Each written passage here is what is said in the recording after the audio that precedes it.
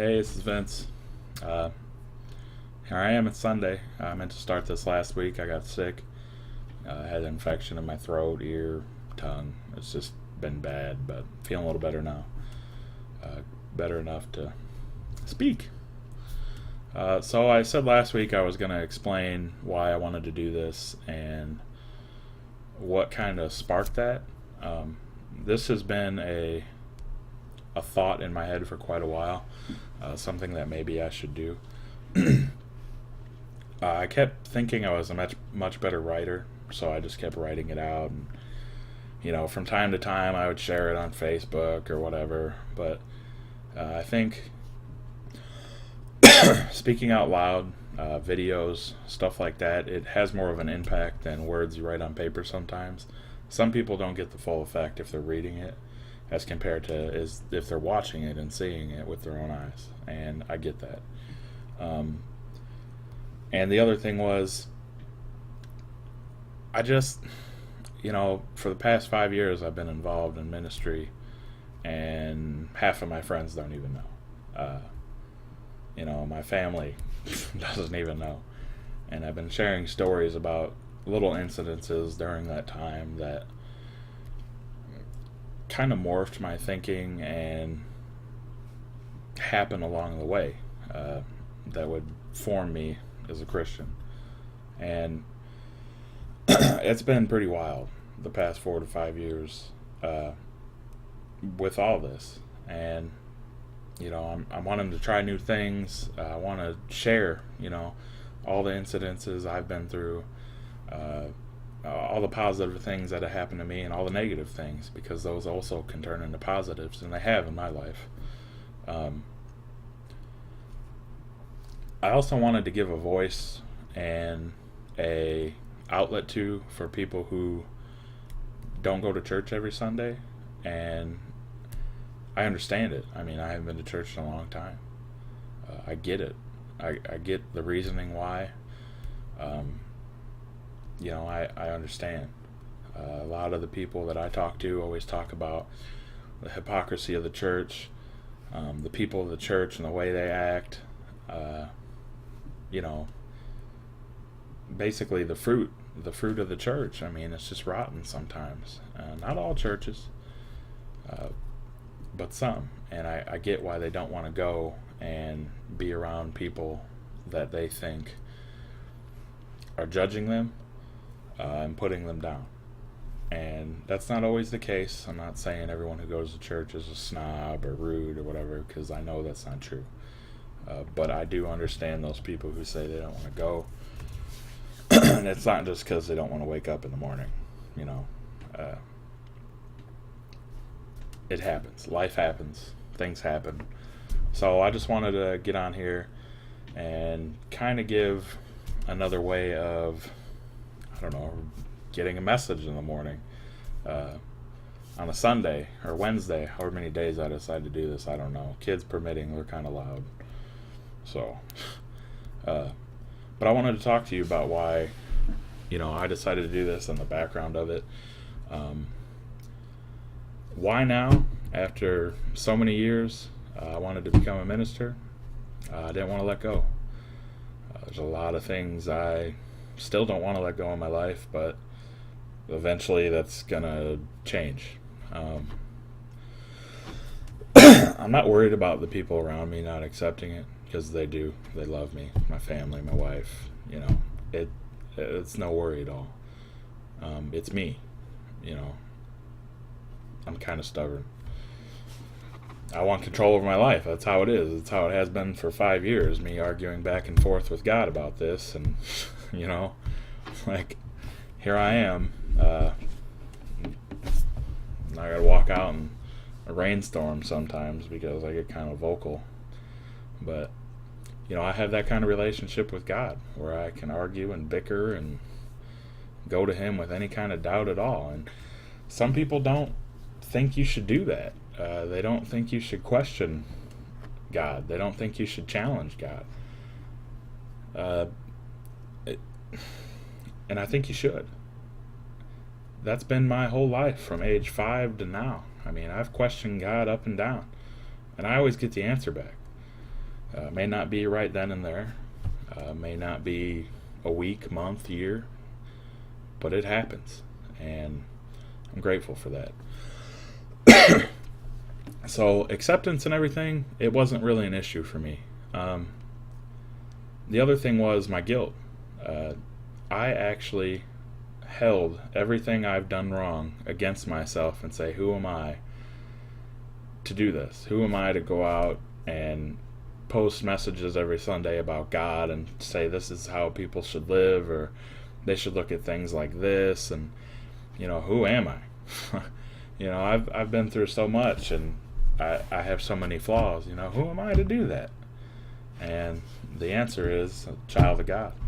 That's it. And he's kind of showed me some things that, and taught me some things that I needed to know. And the fact that I carry so much guilt is a good sign that I actually care.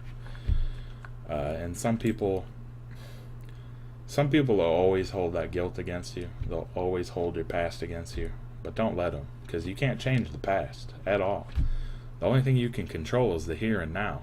And if you can control the here and now and do what you're supposed to do as a human being, love, care, respect people, your future's going to be bright. That's all there is to it. Now, there's going to be bumps in the road. That's going to happen. I've had quite a few, and I've ran away from God so many times I couldn't even tell you. But the main thing is, if you're falling, don't fail. Get up, grab something, hold on to something, and that's kind of how I've been. And my guilt kind of turned into remorse for what I've done. They're two different words. Guilt is, well, I feel bad for doing this, and da da da da.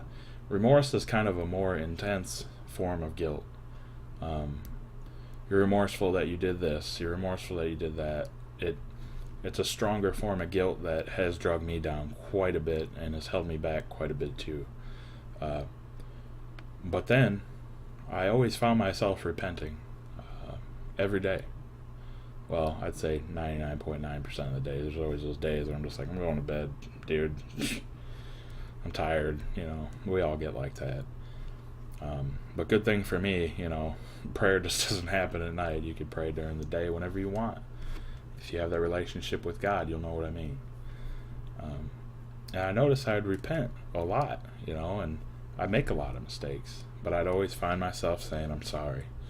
I need to change this. I'm sorry. I got to do this. I'm sorry. I'm lazy. I'm sorry. I'm prideful. I'm sorry. I'm sorry. And the more you could see yourself doing that, the more that guilt is going to be gone. It's going to lift off your shoulders. You won't have that burden anymore. And that kind of all translated into love. How much I love God. How much I love everything He's done for me. How appreciative I am. How thankful I am, for my family, my wife, my kids, my friends, my job, everything. Just to take a breath. It all translates into that. And then you start building that respect, which some people call fear of God. It's not that you're scared of Him, like, oh, I don't know if I should. It's a respectful thing. And out of everybody, how it's 7 billion people now in the world, just about 7 to 8 billion. I think it's going up pretty fast. How one person, He chooses them. He chooses everybody. Many are called, but few are chosen. Who am I? I'm Vince Blair. I'm the kid that made so many mistakes he can't count. But I'm here, and I want to do something special for God. I want to help people. I love people. I get mad at some people sometimes, but hey, eventually I man up, I apologize, and we squash it. That's how it goes for me. I don't want to hold any grudges, because grudges will bring you down. They'll get you. Believe me, they will stop you from doing plenty of things for God in life that you want to do. They'll hold you down. And that all led into letting go. When you could take all that, you have the acceptance from people, you get rid of the guilt and remorse, you repent, you love, you start respecting. You could finally let go of some things. Whether it's your sin, some things in life that are holding you back, addictions, you can let go. And that's when the change starts to happen. And you don't have to change much. I mean, I don't understand where people are coming up with this thing where when you become a Christian, everything has to change. Not everything about you is bad. There are some good things in human beings. I know a lot of people who aren't Christians that are really good people. And they might as well be Christian because they treat people that way. I have a friend that'll take you in and feed you, let you stay. He's a good guy. Love him. I don't talk to him much anymore, but he'll do that for you, and he's not a Christian. He's more of an agnostic, I think. I don't think he's an atheist because he's not closed-minded. No offense to any atheist, but you know how that goes. Agnostics are more free-thinking, I guess you could say. But I have a lot of agnostic friends, and I'm not always the best example to them for Christianity, but I mean, they see my belief as a little different. It's more accepting, it's more open. I don't criticize them for anything, and they feel that that's the way to believe. They're always hearing things like, well, you shouldn't do that, and you shouldn't do this, and all these people that they're hearing it from are coming from the church, and it just creates a negative aspect around Christianity that shouldn't even exist. My friend asked me the other day something about abortion, and then, I seen a post about abortion on one of my other friends' Facebook posts, and he was basically saying that, these Christians, well, I think he said super Christians, they remind him of the Crusaders, over abortion and, gay marriage and all that. And I put something along the lines of, there's nothing wrong with a strong stance on abortion. The only thing is, if you don't understand that a woman would want to have a pregnancy terminated due to a health risk or her being raped, I don't know what to say to you. Those are understanding factors. I completely understand that.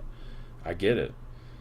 A lot of churches, a lot of people don't understand that. They say, well, that's life, and, you can't delete life. It's not right. It may not be right, but you should be able to understand it. As a human being, if you were raped, you had a child from the person you were raped by, wouldn't you understand, not wanting to have that kid? Or if you're sitting there and you're pregnant and you're 7-8 months pregnant, well, even a little before that, I don't think they could do abortion 7 to 8. I know they can terminate a pregnancy if you're going to die and all that at that point, but how do you not understand that? The love of God should always come first in your life, right? I have a friend who I would talk to at work all the time who his wife had to have an abortion. And I was saying something one day about abortion, I didn't like it, and I started saying, but I understand, if people who have circumstances like that. And he looked at me and he goes, me and my wife had a circumstance like that. And the kid was going to be born with all these disabilities, and my wife might have died from it. And he said, we had to make a decision right then and there what we were going to do. And they terminated the pregnancy. And he's like, I didn't know what else we could do. And you could just see the emotion in him. And I just kind of shook my head. I was like, I'm sorry, man. I didn't mean to say anything like that. He goes, no.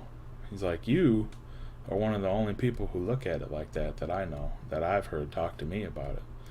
And that just kind of hit me like, why don't other people think like this? And then the other case, my friend, one of the guys I got involved with in ministry in the first place, him and his previous wife had an abortion, and at the time, he was all for it. They didn't have any kids before that, I don't think, and it was just something his wife and him thought was a good idea. And as time went by, he said all the guilt and all the remorse of doing it really hit him. He said he would have dreams of his child, at an older age, saying, "Hey, Dad," and it just kind of hit me like, wow, this is a pretty big issue that we face in America for some odd reason, and people are sitting there criticizing others for it, and a lot comes with it, and then the gay marriage issue. And I'm going to say right now, I don't care if you're gay. That's your situation. I'm not going to go and say you shouldn't be gay. It's evil. You need to stop right now. Who am I to say that? I've known a lot of gay people. I still do. And I still treat them with respect. They're human beings. They're no different from me and you, except their decision to do different things. That's it. That's it. And as a Christian, apparently I'm supposed to be strongly against anything that has to do with anybody being gay. And it gets interpreted so wrong. Because why do you need to persecute these people? Just because they make a different choice. Just move on, man. It's not your job to intervene with them. You could say, well, Jesus said this, but he didn't say anything about being gay. Jesus did. The Bible does. Jesus didn't say anything about being gay. All he said was treat people with love and respect. That's it, man. That's it. That's all you got to do. Don't worry about what they're doing. And this whole gay marriage thing, I don't specifically support gay marriage. That's me. I'm not saying that I hate it or whatever, but I don't support it. The state does. Now, the government does, so let the government support it. Let the government allow it. It doesn't mean you are. So, give to the government what's the government's. I think it was in the Bible, give to Caesar's what is Caesar's, when he was talking about taxes. And Jesus just said, give to Caesar what is Caesar's. Who cares? It's theirs. Let them do it. Doesn't mean you have to be a part of it. Just let them do it. And just those two issues alone, they got me thinking about who we are as a people, who we are as a church. And the church, when I say the church, I'm not talking about a building. That's not the church. That's a physical place you go to praise and worship God. When I say the church, I mean the people of the church. That's us. We're the body. We're the body of Christ. And if one part of the body is not being positive, it's being negative. And people are going to look at that, and they're going to go, why would we want to believe something that those people are saying? Westboro being a major contributor to that, but I'm pretty sure everyone's in agreement that they don't even believe in God. It's like a cult of hatred or something, but maybe a little less detrimental would be someone like the Reverend Jesse Jackson. Okay, I don't even know how he's called the Reverend. Churches where you got the pastor cheating on his wife or embezzling money, or the people of that church just completely rambunctious and ridiculous. You're going to have those churches, and those people are all going to flock to that church because they have the same attributes. They have the same personality. Thieves, criminals, everybody. That's where they go. They stay together. Which is why I think denominations are a problem. Some have their own beliefs. It's like, why can't we just believe in what the Bible says? To me, the Bible is just laid out to the point where it says you shouldn't do this, you shouldn't do that, do this, love one another, do this, da da da da da. How come we can't agree on what it says? Because when Jesus came, he flipped the tables. He interpreted the law. No one has ever seen it. Talking about adultery,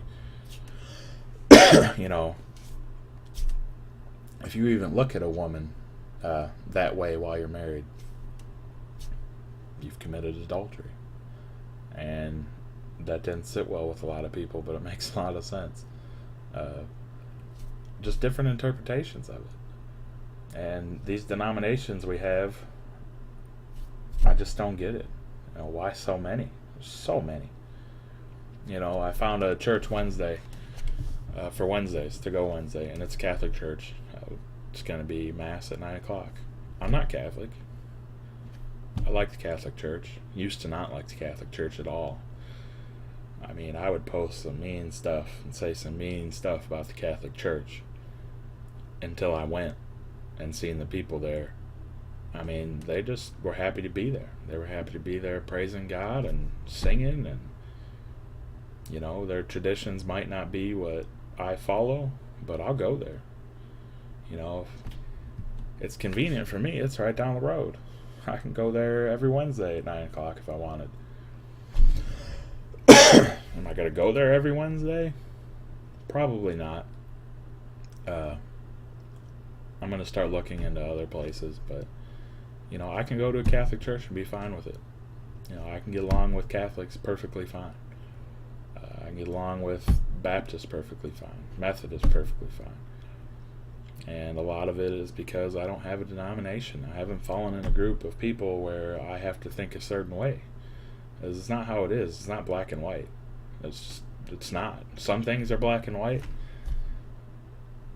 But when it comes to the belief in God, you got to keep an open mind. You got to come like a child, just like Jesus said.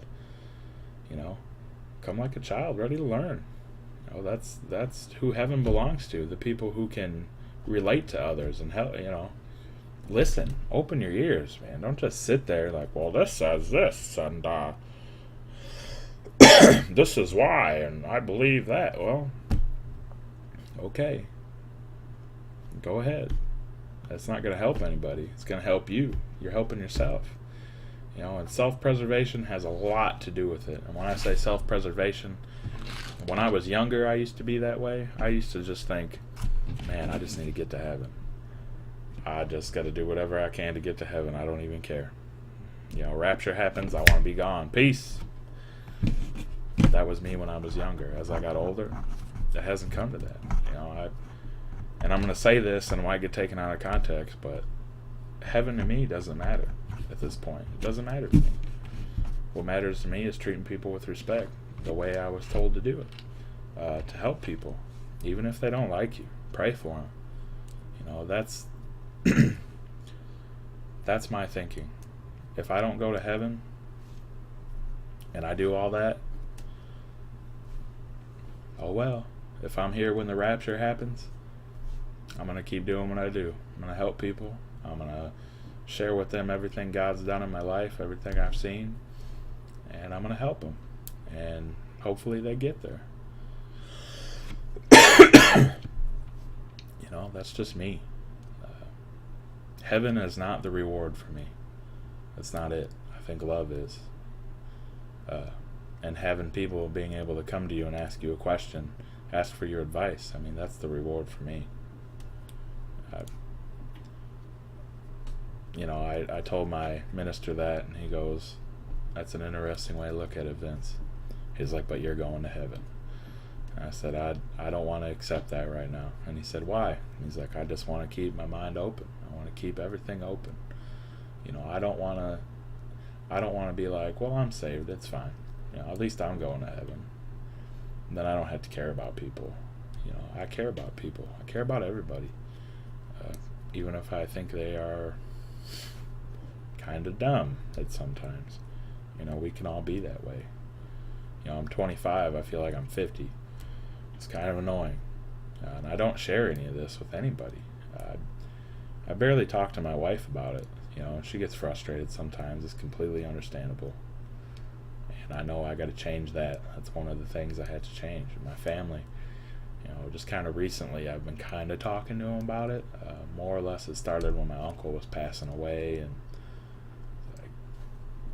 I got to tell him, this situation that happened with, me and I know it would have affected him positively, and I believe it did. He died that day.